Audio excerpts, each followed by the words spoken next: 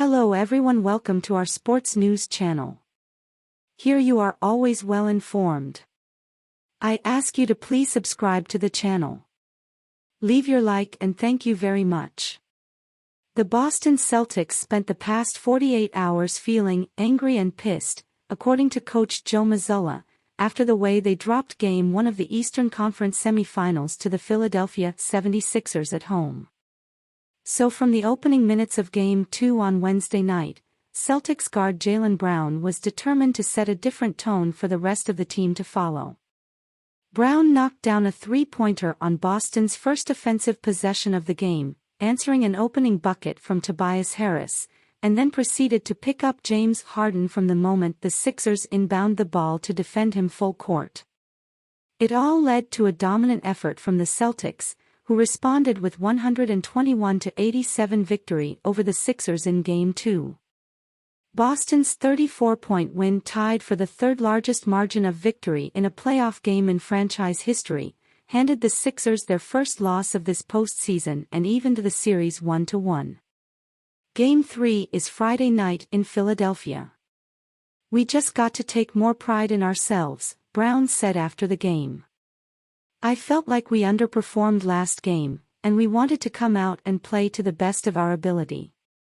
That's what we did." Brown led all scorers with a game-high 25 points and helped pick up the slack for Celtics forward Jason Tatum, who played only 19 minutes and scored 7 points after spending most of the game in foul trouble. It's Boston's largest margin of victory in any game in which Tatum was held to fewer than 10 points. "Our strength is our depth," said Celtics guard Malcolm Brogdon, who tied a franchise playoff record with 6 three-pointers off the bench and finished with 23 points. "The way the roster is constructed, we got guys like me, Derek, White, Grant, Williams, that are playing behind our two superstars and ready to contribute when we can." Meanwhile, the Celtics kept up the intensity on the defensive end all night.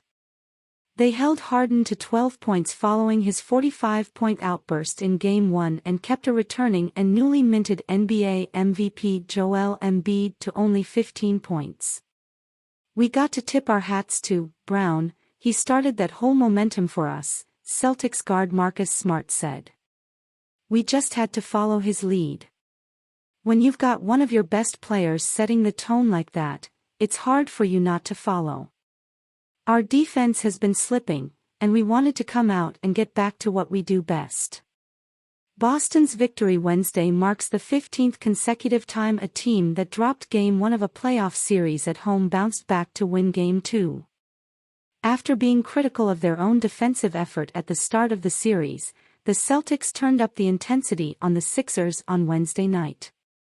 Harden shot 2 for 14 from the field, 0 for 6 on threes, to finish with the worst field goal percentage following a 45-point game in NBA postseason history. The Celtics tested Embiid in his first game back from a knee injury, putting him in space and attacking him in the pick and roll to see how much running he could handle. Embiid went 4 for 9 from the field, although he did finish with 5 blocks. Meanwhile, after attempting a season-low 26 three-pointers in Game 1, the Celtics made 20 of their 51 three-pointers in this game, including a barrage of 7 three-pointers during the third quarter that pushed the game out of reach. Boston outscored the Sixers 35-16 in the third quarter, allowing Tatum and Brown to rest for the final period as the Celtics cruised to a victory. "You never want to go into a game where you feel like you let one go," Celtics forward Grant Williams said. "We did that too much last year, we've done that too much this year. It definitely gives you a certain edge. But now it's a matter of, can you do the same thing the next game? Does that edge stay or does that edge go away because now all of a sudden, you've won one and now you take your foot off the gas? You can't do that. For us, it's a matter of maintaining that same physicality, that same intensity, that same approach going into the game. That'll be vital in this series. We can't be the first ones to break.